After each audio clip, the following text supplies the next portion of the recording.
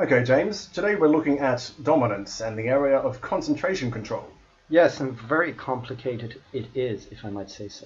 Really? What area do you find complicated? In particular, the area of merger control. Okay, so we'll begin with that. What's the nature of the European Commission's control of mergers?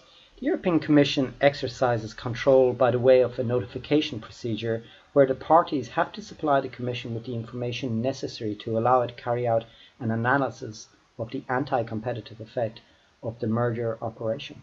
And does the Commission control every concentration that occurs in the EU? No, only those operations having an EU dimension. There are two separate non-cumulative tests establishing thresholds that the parties have to meet in order to trigger control. But to be honest, I have trouble remembering them. That's okay, James. I'm more interested in people understanding things rather than learning them by heart. What are the criteria of evaluation the Commission considers important if an operation has an EU dimension? The Commission seeks to prohibit mergers or acquisitions that significantly impede effective competition on the market. So how does the Commission carry out its analysis?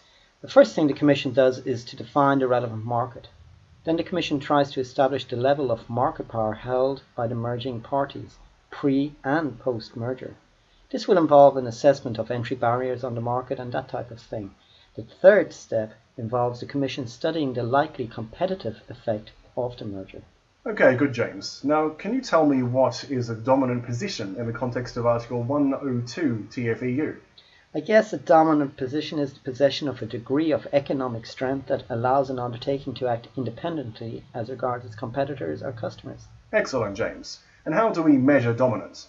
Well, I suppose we have to have a meaningful context in which to measure dominance, and this context is referred to as the relevant market. Good. And what is the relevant market? Well, the relevant market is the market in which the company or undertaking is active.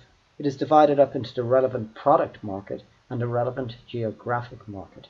And how do I define the relevant product market? The key word here is interchangeability. Effectively, any goods that are interchangeable with those produced by the alleged dominant firm will be considered to make up part of the relevant product market.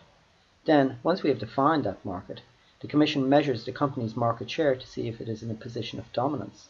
Excellent, James. That wasn't so hard, was it?